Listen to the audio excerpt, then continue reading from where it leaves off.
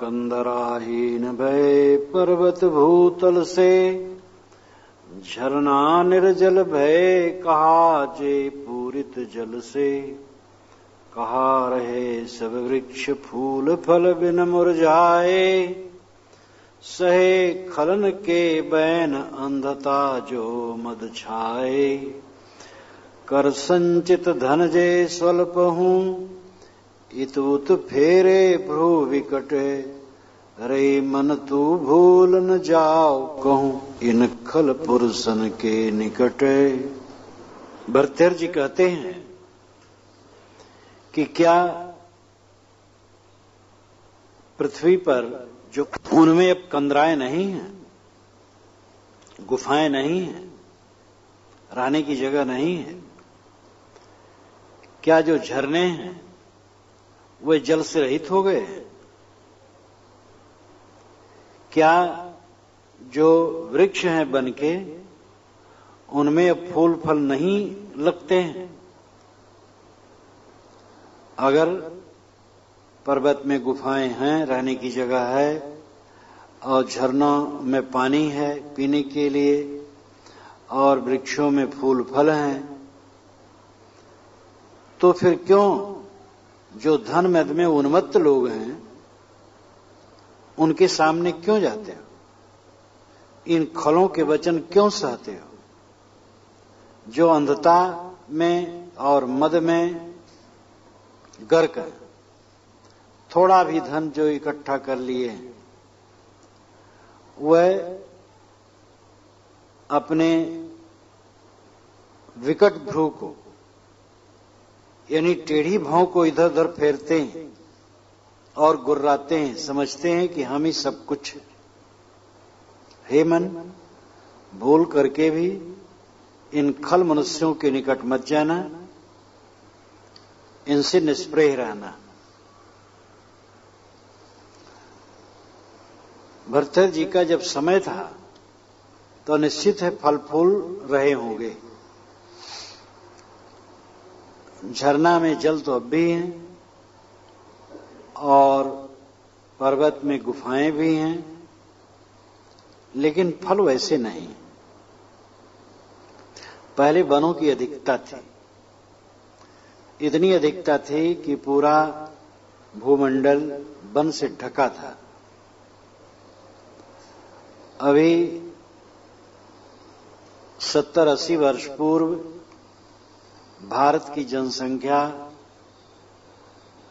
आज की अपेक्षा करीब करीब 1/3 थी।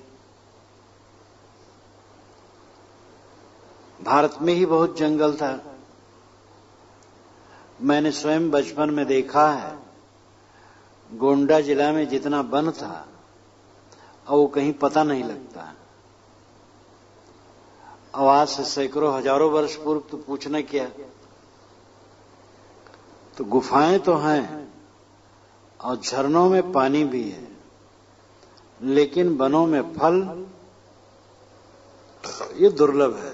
कहीं कुछ थोड़ा मोड़ा हो सकता है। इसीलिए एक संत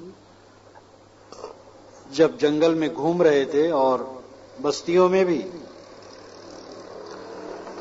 तो आज से कोई 25-30 वर्ष पूर्व उन्होंने पत्र में लिखा था और एक पत्रिका में भी छपा था कि अगर कोई संत वन में रहना चाहे तो इस साधन से आवे रहे और यहां पर कुछ बीज ले आवे, कुमड़ा, लौकी और फलों का, और यहां पर कुछ गोड़ करके बो दे और चारों तरफ से बाड़ लगा दे लकड़ी का, जिससे वो सुरक्षित रहे। बड़ा बड़ा कुल लिखा था कि ऐसा ही यहां गुजर हो सकता, नहीं होगा। वो सारा प्रपंच वही है जो सामान्य देहात में या मैदानी भाग में करना पड़ता है। सारे कथन सब समय के लिए, सभी देश काल के लिए अनुकूल नहीं होते हैं, और ये भी लाक्षणिक समझना चाहिए। इसका अर्थ यह है कि जो धन मद में मतवाले हैं उनके पीछे मत भटको। अपने गुजर के लिए स्वावलंबी बनो। गंगा तट गिरिवर गुफा वहां कहा नहीं ठोर, क्यों एते अपमान सो खात पराए गौर। गंगा का तट और पर्वतों की गुफाएं, क्या वहां जगह नहीं है? क्यों इतने अपमान से पराए कौर खा रहे हो? जो तुम्हें दुत्कार रहे हैं, जो तुम्हारा अपमान कर रहे हैं, उनसे अपनी रक्षा की कामना क्यों करते हो? मेरु गिरत सूखत जलधि, धरनी प्रलय हुई जात। मेरु गिरत सूखत जलधि, धरनी प्रलय हुई जात। गज सुत के श्रुति चपल ज्यों कहा देह की बात। बड़े बड़े पर्वत गिर जाते हैं, समुद्र सूख जाते हैं, और ये धरनी का भी प्रलय हो जाता है। फिर हाथी के बच्चे के कान के समान चंचल, ये देह की क्या बात है? हाथी के बच्चे के कान बहुत चंचल होते हैं। हाथी भी अपने कान को हिलाता रहता है, लेकिन जो हाथी के बच्चे होते हैं उनके कान तो बहुत चंचल होते हैं, हरदम हिलाता रहता है। मेरु गिरत, पर्वत गिर जाते हैं, धीरे धीरे पर्वत घिसते घिसते शून्य हो जाते हैं, और समुद्र सूख करके वहां पर्वत हो जाता है। ये पृथ्वी पर होता रहता है। भूगर्भ शास्त्रियों ने इस पर काफी विश्लेषण किया है।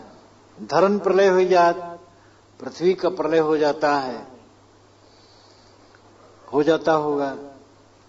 हम मानते हैं पृथ्वी तो रहती है, पृथ्वी में परिवर्तन होना ही उसका प्रलय है। अब ये बिहार का पश्चिमी हिस्सा लेकर के थोड़ा पूरा उत्तर प्रदेश, हरियाणा, पंजाब, ये समुद्र माना जाता है। और उत्तर प्रदेश का जो उत्तरी हिस्सा है, जहां पर्वत की मालाएं खूब हैं, हिमालय इत्यादि, वो सब कभी समुद्र माना जाता, बहुत पुराने जमाने में। और वहां धीरे धीरे पर्वत होते होते पर्वत हो गया। और जो ये उत्तरी प्रदेश का हिस्सा और पंजाब इत्यादि का हिस्सा है, ये उसके पीछे का समुद्र है। और उधर से नदियां आ करके, झरने आ करके पाटती गईं, और ये फिर भटता गया। इसलिए बिहार के पश्चिमी हिस्से में, कुछ पश्चिमी हिस्से में, और पूरा उत्तर प्रदेश का मध्य भाग, और मध्य भाग को या दक्षिणी भाग को, और पंजाब तक कहीं भी खोदो, कहीं पत्थर की गिट्टी नहीं मिलती है।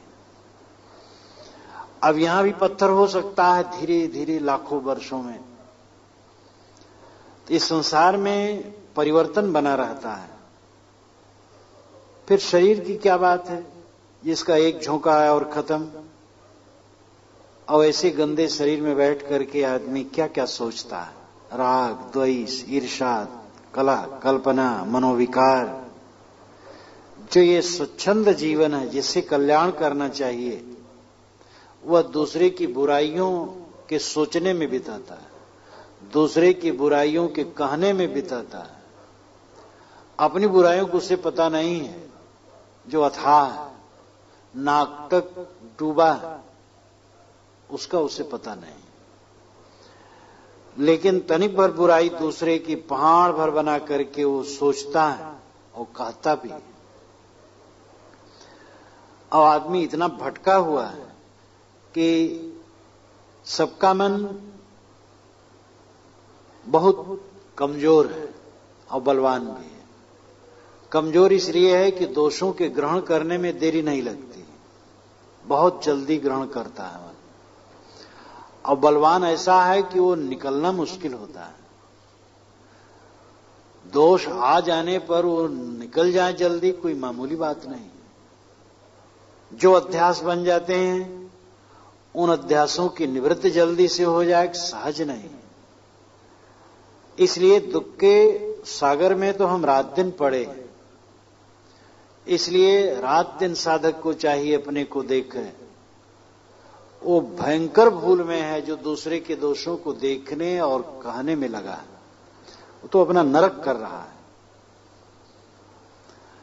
साधक वह है जो दूसरे के दोषों को न देखे न मुख पर लावे, और कोई कहे तो सुनना भी न चाहे। अपना दोष इतना काफी है कि उसको हम सुधारें तो बहुत है, दूसरे के दोष को देखने और कहने की गुंजाइश कहां है। और शरीर ऐसा है जिसका कुछ ठिकाना नहीं है। महामूर्खता है इसका अहंकार। जवान मरते हैं, परिपक्व मरते हैं, बूढ़े मरते हैं, जर्जर मरते हैं। अब इतना ही नहीं, शिशु मरता है, गर्भस्थ शिशु मरता है। इसलिए साधक को होश हवास में रहना चाहिए, अपने कल्याण में रात दिन तत्पर रहना चाहिए। एकाकी इच्छा रहित पहाड़ी पात्र दिग्वस्त्र, शिव शिव हाँ कब होंगो कर्म शत्रु को शस्त्र। मेरा वह कब दिन होगा, मैं अकेला हूंगा, इच्छा रहित हूंगा, हाथी मेरा भोजन का पात्र होगा, दिशाएं ही वस्त्र होंगी, और शिव शिव जप करते हुए कर्म शत्रु का मैं विध्वंस करूंगा। यहां भी दिगंबरी वर्णन है। साधक को मध्यवर्ती ये सोचना है कि साधुओं की संगत में रहते हुए भक्ति सेवा साधना करते हुए विनम्र होकर के अपने दोषों को निकालते हुए अपने आत्मा का हम कल्याण करेंगे। दूसरे के दोषों को कभी न देखेंगे, अपने दोषों को देखेंगे और निकालेंगे, कर्म बंधन को काटेंगे। ऐसी बुद्धि मेरी कब होगी। इंद्र भय धनपति भय, भय शत्रु के साल, कल्प जिए तो गए अंत काल के गाल। कोई इंद्र हो जाए, धनपत कुबेर हो जाए, भय शत्रु के शाल, शत्रु को पीड़ा देने वाला हो जाए, यानी अनेक दुश्मनों पर विजय प्राप्त करके उसने साम्राज्य स्थापित किया हो, और एक कल्प तक जिए, 4 अरब 32 करोड़ वर्ष तक इस पृथ्वी पर बना रहे, तो भी क्या होगा। तो गए अंत काल के गाल, काल के गाल में जाना है। कल्प भर रहने पर भी जब जाने का समय होगा तो यही लगेगा आए और जा रहे हैं। इसलिए यहां रहने की कोई जरूरी नहीं, कोई अहंकार नहीं। यहां पर जितने क्षण हैं उतने क्षण आत्मदृष्टा बन करके रहना चाहिए। अपने को देखने के लिए चिंता होनी चाहिए, अपने दोषों को निकालने की चिंता होनी चाहिए। मन विरक्त हरि भक्ति युत, संगे बन तृण डाभ, याहू से कछु और है परम अर्थ को लाभ है। मन विरक्त हो विषयों से और हरि गुरु की भक्ति हो मन में, और साथी बन के तृण डाभ हो। क्या इससे भी अधिक कुछ परमार्थ का लाभ होगा। मतलब असंग हो, हृदय में भक्ति हो, वैराग्य हो, फिर क्या पूछना है। अब जहां तक असंग होने की बात है ये मामूली नहीं। वैराग में भी कुछ ऐसी बातें हैं जो हमारे मन में पिनक उत्पन्न कर देती, लेकिन व्यवहार में आने पर पता चलता है कि क्या करना चाहिए और कैसे होना चाहिए। कोई कितने साधक ऐसे सोचते हैं कि मैं ऐसा चाहता हूं, ऐसा भजन करूं, अकेले रहूं और बस भजन करता रहूं। अरे तुम अकेले रहोगे, खाने की जरूरत पड़ेगी, कपड़े की जरूरत पड़ेगी, रहने की जरूरत पड़ेगी, अनेक जरूरतें हैं, तो अकेले तुम कैसे रहोगे। भिक्षाटन तुम्हें करना पड़ेगा, वहां तुम्हें ऊंच नीच सहना पड़ेगा, तकलीफ होगी तो उसको सहना पड़ेगा, रोग व्याधि हो जाएगी तो सहना पड़ेगा, उसमें आश्रय की आवश्यकता होगी। ऐसे नंगे साधुओं को मैं देखा हूं, जिसको उनके भक्त डॉक्टर के पास ले गए, वहां से जब लौटे तब मेरे पास आए। नौजवान थे, नंगे थे, जैनी नहीं थे, हिंदू संत थे, लेकिन वो नंगे थे। ज्यादा रोग उनको घेर लिया था। तब वे गृहस्थों में आए तो एक भक्त चिकित्सा कराने लगा। तो इसलिए पिनक में जो पड़ता है उसको पिनक छोड़ देना पड़ता है। जो व्यवहारिक भूमिका है वो ये है मध्यवर्ती साधु संगति, क्योंकि असाधु संगत से दुख होगा। सदैव साधु संगति और भक्ति भावना, वैराग्य, विनम्रता, निज दोष दर्शन, अपने कल्याण में तत्परता, यही कल्याण का पथ है। ब्रह्म अखंडानंद पद सुमिरत क्यों न निशंक, जाके छिन संसर्ग से लगत लोकपति रंक। ऐ मन, जो ब्रह्म अखंडानंद पद है, निशंक होकर के उसका स्मरण क्यों नहीं करता? ब्रह्म शब्द बड़ा प्राचीन है। ब्रह्म नाम बड़ा, बृहत्वाद ब्रह्म, इसका दो ढंग से अर्थ होता है। बृहत्वाद जो बढ़ता है वो ब्रह्म, बृहत होने से ब्रह्म, बड़ा होने से ब्रह्म। तो जो विकासमान हो ब्रह्म, मूल रूप में माना जाता है। आग को ऋषियों ने ब्रह्म कहा था। थोड़ी जलाओ बढ़ती जाती है। उसके पश्चात आत्मा को ब्रह्म कहा, अच्छा को ब्रह्म कहा। ब्रह्म विहार, महात्मा बुद्ध ने कहा ब्रह्म विहार श्रेष्ठ विहार। जलम ब्रह्म, अन्नम ब्रह्म श्रुतियों में कहा गया। जल और अन्न की महत्ता, इसलिए उसको ब्रह्म कहा गया।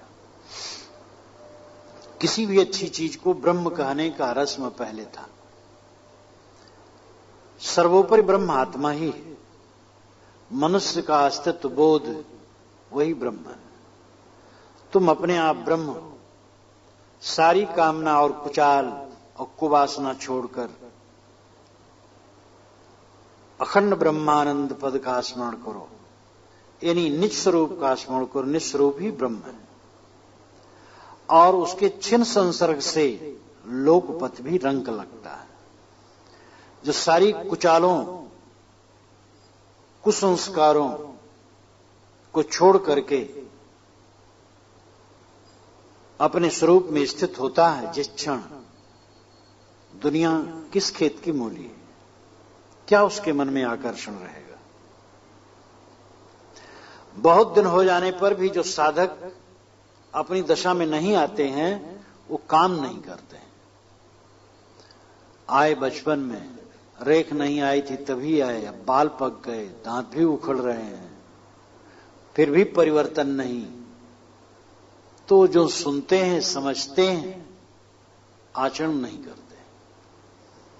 आचरण न करने से चाहे जितने दिन बीत जाए, आदमी को वैसे वैसे रहेगा। बल्कि उल्टा हो सकता, हम इतने दिन के साधु हैं, हम इतना जानते हैं इसलिए बड़े हैं, ये और उल्टा हो जाएगा। जो भक्त होगा वो तो सोचेगा हम तो निम्न श्रेणी के, विनम्र भी होगा और निज दोष दर्शक भी होगा। अब ऐसा साधु जो धीरे धीरे पुराना हो गया हो, अब अपना काम न करता हो, तो उसमें और कुटियों कुसंस्कार बढ़ सकते हैं। इसलिए सदैव सावधान रहना चाहिए। घोर जंगल है अपना मन। अगर अपने आप में द्वेष है, ईर्ष्या है, परनिंदा है, काम वासना है, क्रोध का उद्वेग है, मोह है, लोभ है, लालच है, तो कहां सुधार हुआ? मन का कूड़ा कचरा निकल जाए, चित्त साफ हो जाए, ये सुधार है। फांदीते आकाश को पठयो ते पाताल, दशों दिशा में तू फिरो ऐसी चंचल चाल। ऐसी चंचल चाल इतै कबहू नहीं आयो, बुद्धि सदन को पाए छिनहु न अंग छुआयो। देखो नहीं निज रूप कूप अमृत को छायो, एरे मन मति मूढ़ क्यों न भव बारिद फांद्यो। फादी ते आकाश को पठयो ते पाताल। अय चंचल चित्त, तू आकाश में उड़ा और पाताल में गया, दसों दिशाओं में तू मुझे भटकाता रहा, लेकिन स्वरूप स्थित की तरफ न आया, निज दोष निवृत्त की न आया, अपने जीवन को मांजने और धोने की तरफ न आया। जो भोगों की कामना जितना तू करता रहा, क्या कल्याण के लिए ध्यान दिया? जो स्थूल बुद्धि बना करके बाहरी चिंतन जितना करता रहा, आत्मचिंतन किया, पराये दोषों को जितना देखता रहा, क्या उससे एक हिस्सा भी अपने दोषों को देखा? और अपने बुद्धि सदन में आकर, सद्बुद्धि गृह में आकर छिन्मात्र भी आत्मदृष्टा बना। अपना स्वरूप अमृत का कूप है, निस्वरूप ज्ञान, निस्वरूप स्थित अमृत का सागर है, लेकिन उसका दर्शन तो नहीं किया, उसका पान नहीं किया। ऐ मूढ़मन, तू संसार सागर को क्यों नहीं तरता है? साधक को यह समझना चाहिए कि मेरे साथी आजकल में एक एक उठ जाएंगे, उठ रहे हैं बराबर। मेरी निंदा करने वाले मर जाएंगे और मेरा शरीर भी मर जाएगा। मेरी प्रशंसा करने वाले मर जाएंगे और मेरा शरीर भी मर जाएगा। तो ये जो कूड़ा कबाड़ है, बकबक, ये सब मरता रहता है। मैंने अपने जीवन में देखा, साध मार्ग में आया, उस समय का वेशधारियों का बकबक मिट गया, वो वेशधारी भी मिट गए, उनका बकबक भी मिट गया। और 10-15 वर्ष के बाद देखा, जिन लोगों का बकबक, उनमें भी बहुत लोग मर गए और उनका बकबक भी खत्म हो गया।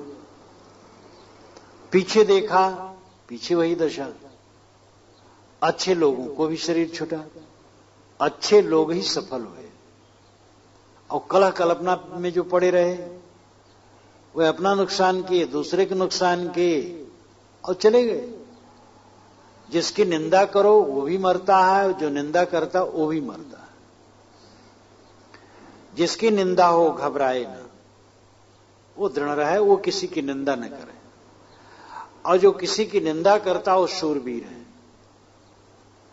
वो धन्य है, कृतार्थ हो रहा है। जब उसको समझ में आएगा तो अपने सुधारेगा, और क्या कहा जाए।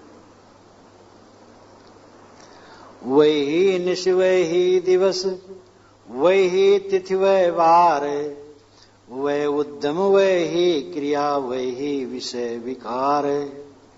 वही विषय विकार सुनत देखत और सूंघत, वही भोजन भोग जाग सोवत रूंघत। महानिल जे जीव भोग में भयो विदेही, अजहू पलटत नाहि कढ़त गुड़वे के वेही। वही रात है, वही दिन है, वही तिथ है, वही वार है, वही उद्यम क्रिया है, और वही विषय विकार है। स्वाद गंध रस स्पर्श बकवास आदमी रोज देखता है, सुनता है, सूंघता है। वही भोजन और भोग है, खाता है, पीता है, सो जाता है और ऊँघता है। ये जीव भोगों में विदेही हो गया, अपने होश हवास नहीं, महान निर्लज्ज हो गया। आज भी अपने को बदल नहीं रहा। जैसा 10, 20, 30 40 वर्ष के पूर्व था वैसे अब भी है। ये कितना दुर्भाग्य है। साधक वह है जिसका जीवन बदलता जाए, क्रोध घटे, काम घटे, मोह घटे, द्वेष घटे, लंपटता घटे, दुर्व्यवहार घटे, दुर्गुण घटे, सारे दोष घटते जाएं, ये उसकी उन्नति। अगर दोष बढ़ते गए तो विनाश है। सावधान न रहे, जीवन मुक्त भी विचलित हो जाएगा। आज से 30 वर्ष के पूर्व जो सदगुरु विशाल साहब से मैंने पूछा कि क्या साहब जीवन मुक्त भी भटक सकता है? उन्होंने कहा जीवन मुक्त क्यों भटकेगा, उस दशा में होगा तो उस दशा के समान तो और कुछ है ही नहीं है, तो भटकेगा क्यों। लेकिन अगर वो जिस रहनी से वो दशा में है वो रहनी ढील करने लगेगा तो भटक जाएगा। इसीलिए कहा जब लग है यह देह प्रारब्ध भुलावन पूर्व की, तब लग शत्रु मने विनय करो ही स्वार्थित। तो जब तक शरीर है असावधानी बरते तो परम विवेकी भी भटक जाएगा। परम विवेकी है तो भटकेगा क्यों, नहीं भटकेगा। लेकिन ये सावधानी उसे भी चाहिए, ये निर्भय न हो। अगर कहीं ढील हुआ तो भटक जाएगा। और ढील होने के साधन संसार है, अनुकूलता है, प्रतिकूलता है, प्रशंसक हैं, निंदक हैं, भलाई बुराई करने वाले हैं। कहीं किसी की प्रशंसा में फूल गया, कहीं किसी की बुराई करने से पचक गया और उसमें राग द्वेष वाला हो गया तो भटक जाएगा। और ये भी देखा गया है बड़े बड़े पुरुषों की भी बुराई करने वाले हुए हैं, निर्मल पुरुषों को, जीवन मुक्त पुरुषों की बुराई करने वाले हुए हैं। और ऐसा भी हुआ है कि उसी समाज के लोग बुराई करने वाले हुए हैं। जो गुरु माने सेवा की और सेवा में भी लगे रहते थे और समझ बुराई भी कर देते थे। तो क्या कहा जाए। और ऐसे पुरुष की बुराई जो कृतार्थ पुरुष है, कल्याणमय पुरुष है, लेकिन वो पास में रह के भी नहीं समझे। कमल के पेड़ के पास मेढक रहते हैं लेकिन कमल को नहीं जानते। ईसा के 12 शिष्यों में एक शिष्य ने 30 रुपए के लोभ में अपने गुरु को दुश्मनों के हाथ में पकड़ाने के लिए प्रतिज्ञा की थी। ये तो 12 शिष्य उनके रहते थे साथ में, तो दिन में आकर के मंदिर में वहां पर प्रचार करते थे और पशु वहां बहुत पशु रखे जाते थे और बेचते थे वध करने के लिए, उसका वे विरोध करते थे। ईसा दयाल थे और कहते थे कोई करे लेकिन बाहर से लाए, यहां क्यों व्यापार किया जाता है। एकदम नहीं कह पाते थे लेकिन रोकते थे और वहां के ऐश्वर्य और भोगी जीवन से घृणा करते थे और खंडन करते थे और ज्ञान वैराग की बात बताते थे। पुरोहित लोग चिढ़ गए थे और उस समय के रजवाड़े पुरोहितों के हाथ में होते थे, तो रजवाड़े भी चिढ़ गए थे। तो उन 12 शिष्यों में एक शिष्य को 30 रुपए पर तय किया गया कि तुम ईसा को पकड़ा दो। तो उसने कहा रात में आना। वे फिर मंदिर से चले जाते थे, मंदिर ही आसपास रहते थे, दिन में प्रचार करते थे, फिर चले जाते थे एक पर्वत पर, वहां रहने की जगह थी। तो कहा कि रात में आना और जिसका हाथ में चूम लूंगा समझ लेने का वही ईसा है। तो दुश्मन लोग, शत्रु लोग जब पहुंचे तो सब भाग खड़े हुए, ईसा नहीं भागे। 12 भाग खड़े हुए और ईसा नहीं भागे तो स्वाभाविक को लोग समझ गए कि यही है, चूमना उमना नहीं पड़ा। अब ईसा जैसे पुरुष तो भागने वाले नहीं है और सब भाग खड़े हुए। तो ये दशा है। इसलिए जीवन मुक्त पुरुषों, जो कि अपनी आंखों से देखा गया है, जीवन मुक्त पुरुषों, कृतार्थात्मा पुरुषों की भी निंदा करने वाले उन्हीं के शिष्यों में हुए हैं और उन्हीं के पास में रहने वाले हुए और उनको नहीं समझ सके। न ज्यादा करें तो निंदा तो न करें और न कुछ कर पाए। लेकिन क्या किया जाए? तो अजहू पलटत नाही कढ़त गुड़वे के वे ही। भरत जी कहते आज भी तू पलट नहीं रहा है, वही गुण तेरे उभर रहे हैं, वही गंदगी, वही दिन है, वही रात है, वही भोजन है, वही सारी चीजें हैं, वही देखता सुनता सूंघता है, नई चीज क्या है? इसलिए बाहर का आकर्षण छोड़, अपने को समझ, अपने को निखार, अपने को शुद्ध कर। पृथ्वी परम पुनीत पलंगता को मन मान्यो, तकियाय अपनो हाथ गगन को तंबू तान्यो, सोहत चंद्र चिराग बीजना करत दसों दिस, बनिताय अपनी वृत्ति संग ही रहत दिवस निश, अतुल अपार संपत्ति सहित सोहत है सुख में मगन, मुनिराज महानिर्पराज ज्यों पौड़े देखे हम दृगन। ऐसे महान सम्राट को मैंने देखा है कि जिन्होंने पृथ्वी को अपनी पलंग मान लिया है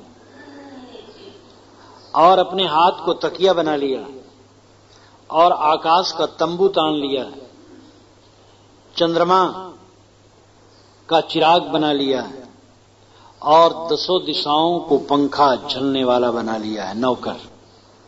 स्वरूप स्थित की वृत्ति अपनी पत्नी बना ली जो रात दिन साथ में रहती है। इस प्रकार अतुल और अपार संपत्ति के सहित सुख में मगन ऐसे मुनिराज महासम्राट को मैंने पौड़े हुए अपने आंखों से देखा है। ये सारे अलंकारों में निश्चिंतता, निष्फिक्रता और वैराग का ध्वनन है। आदमी नंगा न रहे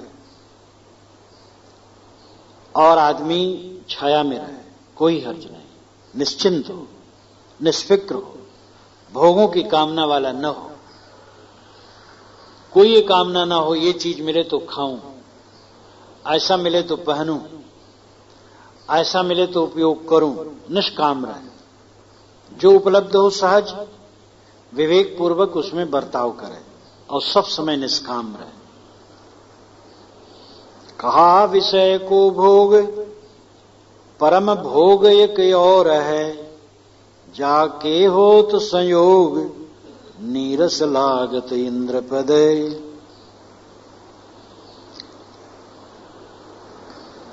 विषय भोग किस खेत की मूली है? परम भोग एक और है।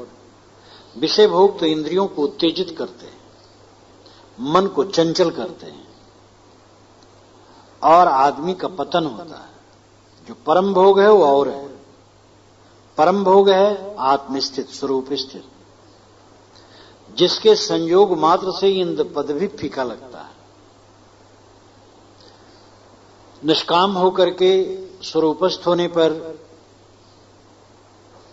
सारे विकार धुल जाते हैं और सब कुछ तुच्छ लगने लगता है। श्रुति और स्मृत पुराण पढ़े विस्तार सहित जिन, साधे सब शुभ कर्म स्वर्ग को थान लहो तिन। कहत तहाहु चाल काल को ख्याल भयंकर, ब्रह्मा और सुरेश सबन को जन्म मरण डर। ये बणिक वृत्त देखी सकल अनंत नहीं कुछ काम की, अद्वैत ब्रह्म को ज्ञान यह एक ठोर आराम की। वेदों का और स्मृतियों का और पुराणों का विस्तार पूर्वक अध्ययन करके जिन्होंने शुभ कर्म साधा, बड़े बड़े यज्ञ किए, कहा जाता है वे स्वर्ग में निवास पाए। लेकिन ये भी कहा जाता है कि वहां भी काल की भयंकर चाल है। छिड़े पुड़े मृतलोक के विषण स्वर्ग भी क्षीण हो जाता है। ब्रह्मा और इंद्र को भी मरने का डर है और मर करके फिर उनको भी जन्मना है। इसलिए वैरागवान कहते हैं ये कर्म कांड भी सब बणिक वृत्ति है। बनिया खरीदता और बेचता है, तो ऐसे कर्मकांड है। पुण्य करो स्वर्ग पाओ, ये अनंत नहीं, इसलिए कुछ काम की नहीं। एक ही जगह आराम की जगह है, अद्वैत ब्रह्म का ज्ञान। अद्वैत मतलब अकेला, ब्रह्म मतलब श्रेष्ठ। ये जो आत्म अस्तित्व है, निस्वरूप है, यही ब्रह्म है। वासनाओं को छोड़ देने पर अकेला है। अपनी असंगता का बोध, यही आराम की जगह है। लेकिन ये समझ लो, इस असंगता का बोध संग में ही संभव है। जो साधक, कुछ साधक में पिनक आती है एकदम निवृत्ति की। प्रवृत्ति में निवृत्ति और निवृत्ति में प्रवृत्ति है। बिल्कुल निवृत्त होकर के साधक नहीं रह सकता। बहुत मजाया हो, उम्र भी हो गई हो, ज्ञान वैराग से खूब मजा हो, और कोई प्रवृत्ति न ले, चुपचाप पड़ा रहे अपनी दशा में, वो अपने को बनाए रहे तो हो सकता है, कोई बिरला। और सामान्य साधक निवृत्त होकर के एकदम बाहर से बह जाएगा। मैं तो ये बराबर कहा करता हूं कि नए साधकों को अध्ययन ज्यादा करना चाहिए ध्यान की अपेक्षा। ध्यान कुछ करे, अध्ययन ज्यादा करे। अध्ययन से चिंतन बढ़ेगा, वैराग बढ़ेगा, और बिना मन उतना तैयार हुए बहुत समय तक वो बैठा रहेगा। समय समय से तो मन इधर उधर दौड़ाएगा और उन्हीं वासनाओं को उठाए धरेगा। वो पिनक से काम नहीं चलता है। जो स्थित है उसको देखने की जरूरत है। जो कोई प्रवृत्ति नहीं लेता है, सोचने के लिए उसको भी चीजें मिलती हैं। जंगल में जाके बैठो, सोचने की बहुत चीजें मिलेंगी। एक गिलहरी दौड़ रही, एक बंदर कूदा है, इसी को तुम घंटों सोचते रहोगे, क्योंकि बिना सुबह हुए सोचने की चीजें मिलती रहती हैं। और प्रवृत्ति लेकर सेवा करते हुए अगर गुणग्राही दृष्टि है तो अपने को मांझते मांझते आदमी सुबस कर लेता है। ये मैं पुस्तक देख के नहीं कह रहा हूं, ना अंदाज के, जीवन में अनुभव करके कह रहा हूं। जब से गुरु शरण में आया, प्रवृत्ति ही कहना चाहिए और निवृत्त भी। समाज में रहा, गुरु के साथ में रहा, संत के साथ में रहा और सेवा में लगा रहा। जो मोटी सेवा बन सके वो भी किया, लिखने पढ़ने काम किया, स्वयं अपने हाथ पुस्तक बेचा, प्रवचन करता था। प्रवचन खत्म हो, पुस्तक लोग चाहें तो अंदर चला जाऊं, बंडल उठा लाऊं, अपने आसन के सामने रख लूं और बेच दूं। प्रतिलिपि भी करता था। प्रतिलिपि करने वाले और लोग थे, बेचने वाले और लोग थे, किए, शुरू से साथ देते थे। लेकिन स्वयं भी मैं समय से किया। मूल लिखूं, प्रतिलिपि भी कर लूं, पुस्तक अपने हाथ से बेच लूं और प्रवचन करूं, दोनों समय बीजक पढ़ाऊं, पूरी सभा को बीजक पढ़ाऊं और रात में प्रवचन करूं और पुस्तक भी बेचूं। कई बार ऐसा पढ़े संजोग, छत्तीसगढ़ में पुस्तकें सब पेटियां सब कस गई हैं बैलगाड़ी पर। इतने साहब हमें अमुक पुस्तक चाहिए। अब साथी लोग सब चल रहे हैं, पैदल चलते थे, तो मैं रुक जाऊं और बैलगाड़ी पर चढ़ जाऊं, पुस्तक खोल करके बेच दूं, फिर बांध के कस दूं, तब चलो। साथी लोग आगे निकल जाएं, मैं पीछे पीछे चला जाऊं। जहां से चलता था आसन, बैलगाड़ी में सामान भरा जाता था। वो जीप का समय तो था नहीं, अब तो जीप हर जगह है। तो मैं खड़ा होकर के उसको कसवा देता था कि ऐसा न ढील डाल हो गिर जाए, असावधानी कोई न कर दे। और कोई ऐसा जिम्मेदार जब व्यक्ति जिम्मेदारी ले ले तो चला जाओ। और इस प्रकार सब काम करता रहा और मुझे लाभ हुआ। ऊंचा नीचा भी सहने को मिला, वो भी सहता रहा और उसमें मुझे सहने में भी लाभ हुआ। ऊंचा नीचा मिला, उसमें लाभ हुआ। मेरी जो बुराई किए उसमें मेरा लाभ हुआ, भलाई किए उसमें तो लाभ कुछ नहीं। इसलिए जो हमारी भलाई करते हैं वो हमारे लिए कोई अच्छे आदमी नहीं, हमारी जो बुराई करता हो वो हमारे लिए अच्छा है। और ये सब किया और देखा और अभी भी जो बन सकता कर रहा हूं, लेकिन ये सब में मुझे लाभ हुआ। मैं अपने आप को इसमें कसा, मेरा हित हुआ, अपने आप को तौला और सही पाया। अकेले बैठ जाता, ऐसा कर पाता कि नहीं कर पाता ये पता नहीं। तो आदमी अकेले बैठ जाएगा तो उसका बेड़ा पार हो जाएगा। देख ले, कोई एक दिन देख ले अकेले बैठा रहा है तो कितने समय वो सही दशम रहेगा और कितने समय उसकी वासनाएं भटकाएंगी। वो एक कागज पर लिखता रहे और दिन भर का सब लिख डाले, वो कागज किसी को दिखा नहीं पाएगा। 1 घंटा कागज नहीं दिखाएगा, दिन भर क्या दिखा पाएगा। इसलिए भक्ति की बड़ी जरूरत है, सत्संग की बड़ी जरूरत है, आधार लेकर के रहने की बड़ी जरूरत है। जल की तरल तरंग जात ज्यों जात आयु यह, जल के तरल तरंग जात ज्यों जात आयु यह, यौवन हूं दिन 4 चटक की चौप चाह चौ दामिन प्रकाश भोग सब जानहु तैसे, तैसे ही यह देह अथिर स्थिर हुए कैसे। सुनिए मेरे चित्त तू हो ब्रह्म में लीन गति, संसार अपार समुद्र तर करि नौका निज ज्ञान रति। जैसे जल की तरल तरंग, उसी प्रकार आयु भागी जा रही है। समुद्र के किनारे जाके देखो, हा हा करते हुए उसकी तरंगे उठती और गिरती। हमारी आयु इसी प्रकार भागी जा रही है। जवानी भी 4 दिन की है, इसकी चटक मटक, जवानी का सौंदर्य और माधुर्य और लावण्य ये बहुत थोड़े दिन में समाप्त हो जाती है।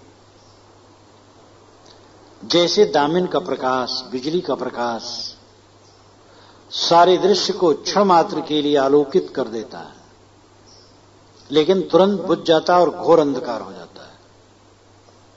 सारे भोग ऐसे, सारे संयोग ऐसे।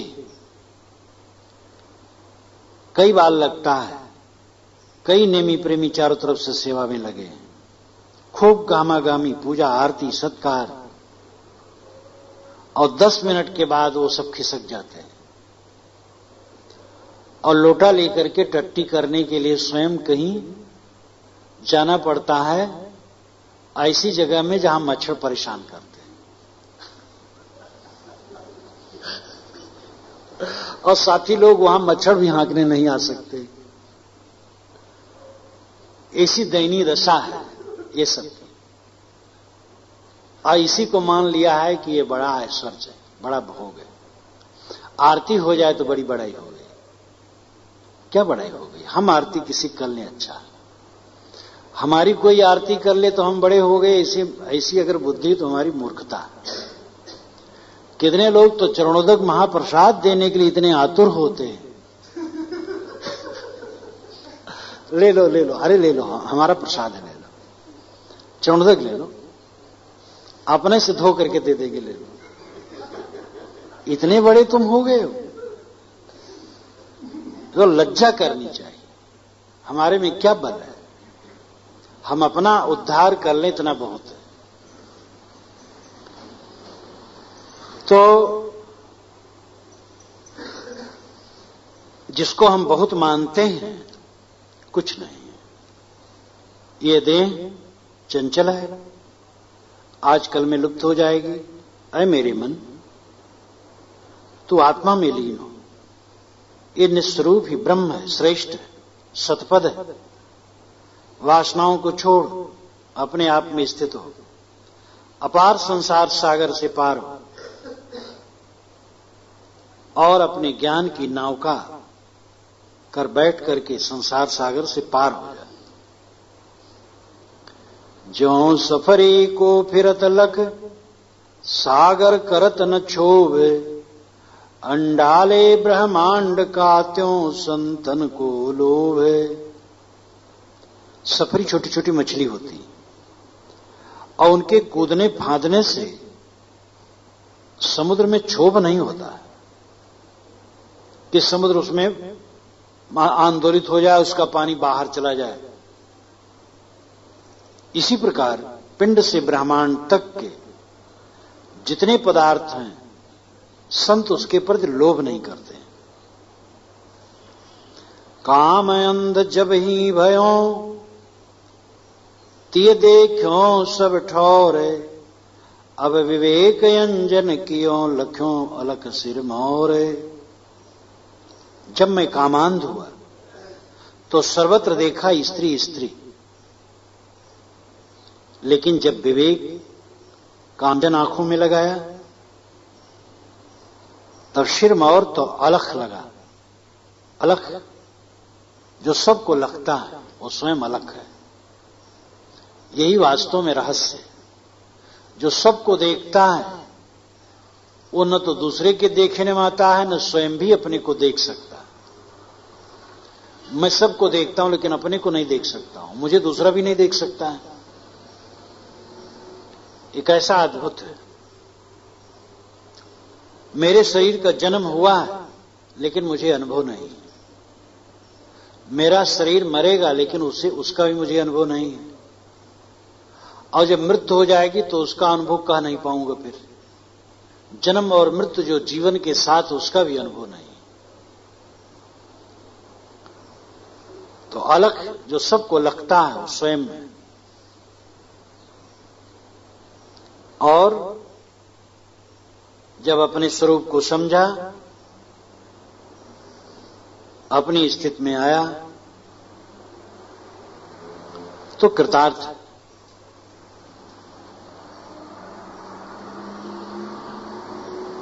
चंद चांदनी रम्य रम्य बन भूमि पुहुपुयुत, त्यों ही यति रमणीक मित्र मिलबो है अद्भुत।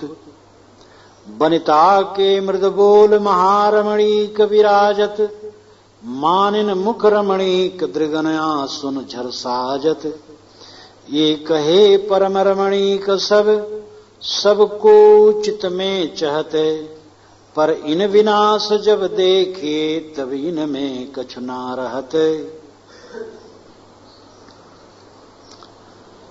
वन की भूमि है, रात का समय है, खूब फूल खिले हैं और पूर्णमासी का चंद्रमा है। रमणीक मित्र मिले हुए हैं, प्यारे मित्र मिले हुए हैं। कितना अद्भुत लगता है। सुंदरी पत्नी भी है, उसकी मीठी मीठी वचन कितना मन को हर लेते हैं। मानिन मुख रमणीक दृगन आसन झर साजत। स्त्री जब मान ग्रहण करती है, आम करती है किसी बात को लेकर के, और वो आंसू गिराने लगती है, और उसको कितना भी मनाओ मुकर जाती, आंसू गिराती, तो ये छटा भी अपने मन को मोह लेती। संसार में ये सब रमणीक कहे जाते हैं। वन भूमि हो, चंद्र चांदनी हो, रमणीक मित्रों का मिलना हो, सुंदर पत्नी अनुकूल पत्नी का मिलना हो, और जब वो अहम करके रूठती है और आंसू गिराती है, ये सब छटाएं मन को मोहती और खींचती, ये सब रमणीक कहे जाते हैं। और सभी संसारी इन सबको अपने मन में चाहते हैं कि मिले, लेकिन इन विनाश जब देखे तब इनमें कुछ ना रहा। जब इनके विनाश को हम देखते हैं तो इनमें कुछ नहीं रहता। जो ज्योति पत्नी आंसू गिराते हुए रूठती थी और उसकी अदा अपने को खींचती थी, कुछ ही दिन में वो बूढ़ी हो गई और उसके तरफ देखने भी मन नहीं करता। जो एक दिन स्वर्ग लगती थी वही नरक लगती है। थोड़े दिन में सब कितना विकृत हो जाता है, वन भी कट जाते हैं। जो वन रात में सौम्य लगते हैं, मोहक लगते हैं, वही दोपहर में खराब लगते हैं।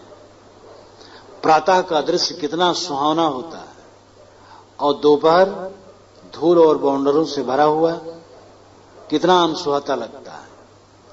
शाम की छटा मनोहर लगती है, लेकिन रात में जब अंधियारी हो जाती है वही रात भय देती है। यहां सब कुछ क्षण क्षण बदलता है, किसी चीज में मोहने लायक नहीं है। जहां कहीं कोई मोहा अपने आप का उसने वध किया,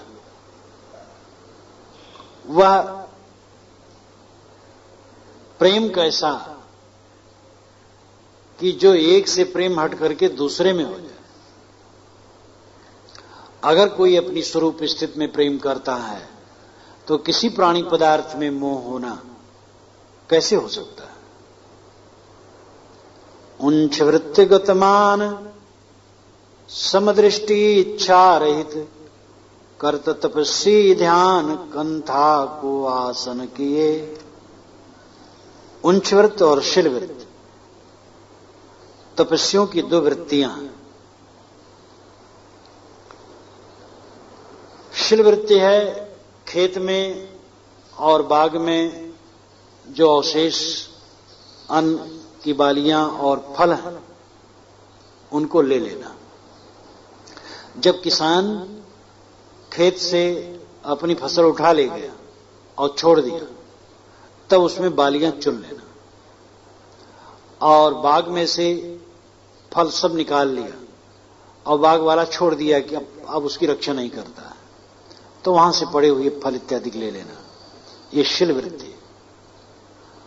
और बाजार में मंडी में अन्न की मंडी में जब बाजार उठ गया है जिस समय, उसके बाद जा करके वहां अन्न जो गिरा है ले लेना। ये उंच वृत्ति। तपस्वी लोग, कुछ तपस्वी शिल वृत्त और उंच वृत्त से गुजर करते थे। गृहस्थ लोग छोड़ देते थे उनके लिए। खेतों में बालियां अन्न छोड़ देते थे, बाजारों में भी अन्न छोड़ देते थे। और मधुकरी तो आज भी है। बनारस में मधुकरी आज भी खूब चलती है। गोधूल होगी, थोड़ी रात होगी, सन्यासी लोग निकलेंगे पात्र लेकर, ओम नमो नारायण इतना कहेंगे दरवाजे पर। और गृहस्थ लोग जानते हैं, वे भोजन अलग रखे रहेंगे, लाएंगे, उनके पात्र में एक रोटी डाल देंगे या थोड़ा भात, थोड़ी थोड़ी चीज डालेंगे। कई लोग आते थोड़ा थोड़ा देते रहते हैं और लोग कई घरों में मांगते हैं, एक घर से नहीं। और ले जाकर के कुछ लोग थोड़ा मांगते हैं, खा लिए और बचा के रख लिए और बांध करके रख दिए। दूसरे दिन स्नान इत्यादि करके खा लिए। बस अध्ययन मनन भजन पूजन जो बन सकता करते हैं। फिर रात में मांगे, रात में मांगते हैं, उस समय खा लेते हैं और दूसरे दिन के लिए बचा रखते हैं। कुछ लोग उतने समय खाए, बस 24 घंटे में ही खाते हैं।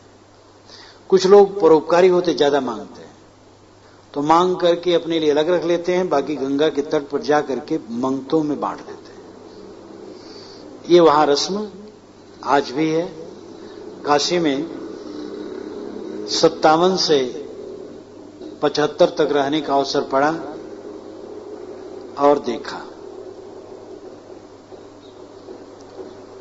वैरागवान कहते हैं उंच वृत्त गतमान समदृष्टि इच्छा रहे।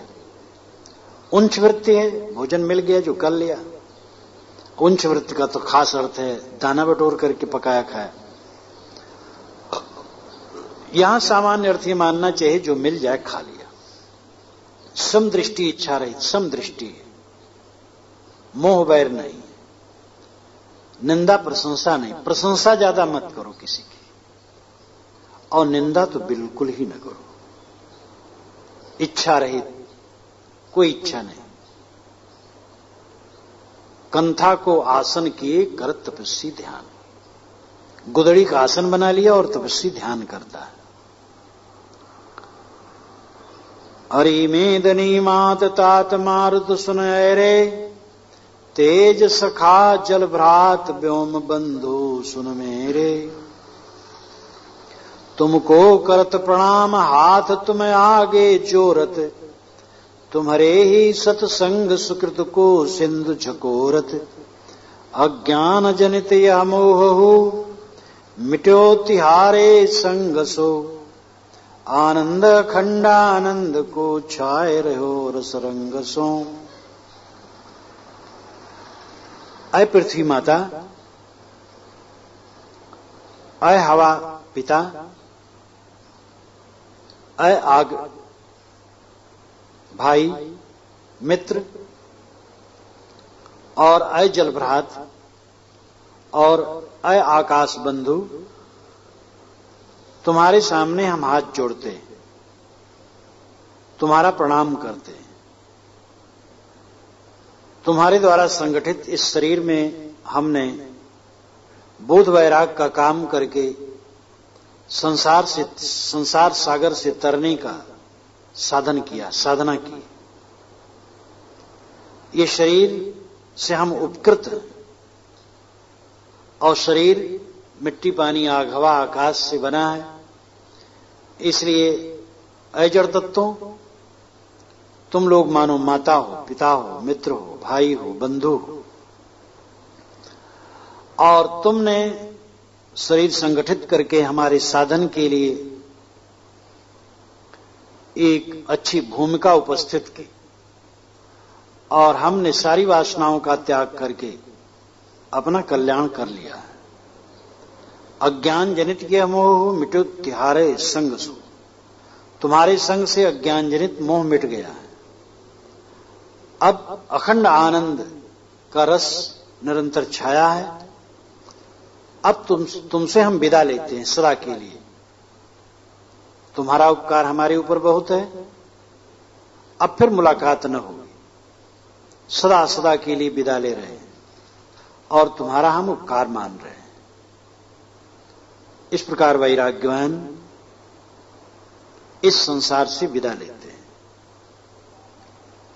ये उच्च भावना जिसके मन में हो, कहां मलिनता आ सकती है? साधक के मन में जो मलिनता आती है वो अपनी दशा में नहीं रहता, और अपनी दशा में रहने के लिए काम नहीं करता। जहां रहे वो काम करे। भंडारी भंडार में है तो चेष्टा से काम करे।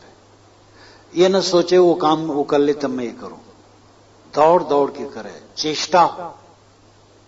स्वयं मेरा अनुभव जब मैं भंडार बनाता था, मेरे मन में होता था मैं सब कर डालूं। शौक, बिना शौक फकीरी मिट्टी। कोई काम करो शौक से करो। झाड़ू लगाओ शौक से लगाओ, बर्तन मांजो शौक से, कोई सेवा अगर नाली साफ करो शौक से, किसी की टट्टी फेंकना हो शौक से करो। तत्पर होकर के करो।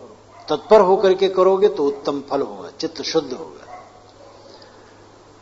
हम लोगों ने जिस काम के लिए बीड़ा उठाया है, निर्मलता के लिए, मोक्ष के लिए, मोक्ष निर्मलता है। सारा कसाय धुल जाना, सारा विकार धुल जाना, मन से, वाणी से, इंद्रियों से कोई दोष न हो। बहुत प्रवचन में बहुत मोटे रूप में कहा जाता, चोरी हत्या व्यभिचार शरीर से छोड़ दो, और वाणी से गाली निंदा झूठ छोड़ दो, मन से ईर्ष्या क्रोध मान छोड़ दो, मानछल छोड़ दो। बहुत मोटे रूप में कहा जाता, माना जाता है भक्तों का हम कार्य है। इसकी गहराई में जाए तो हमारे में ये सब कूड़ा कचरा कितना है देखें, कितनी ईर्ष्या हमारे में है, कितनी निंदा है, कितना झूठ है, कितना छल है, कितना अहंकार है, कितनी मन की मलिनता है। तो ये सबको समझें और छोड़ें। ये हमारा काम है। साधु को है काम यह बजे न तन के कोट, रैन दिवस संग्राम कर मेट वासना खोट। शरीर के किला में फंसे न और रात दिन संग्राम करके खोटी वासनाओं को मिटा दे। हमारे आगे पाछे वालों में क्या है, किसी को देखे तो हमदर्दी से, स्नेह से उसको सुधारने के लिए कह दे अच्छा है, और किसी प्रकार निंदा बुराई करने के लिए नहीं, उसी से सुधार के लिए कह दे। और जहां बस न चले अपना आप काम करें, अपना हम काम करें जानो सबके लिए कर रहे हैं। जो समझ पाएंगे देख करके वो चलेंगे। तो इस प्रकार जो काम नहीं करता है उसी का काम नहीं होता है। हम आए हैं यहां काम करें, और काम है अपने आप को सुधारना। जो अपने आप को सुधार लेगा, चित्त निर्मल हो जाएगा, उसकी यह दशा आ जाएगी, वो संसार से विदा मांग सकेगा।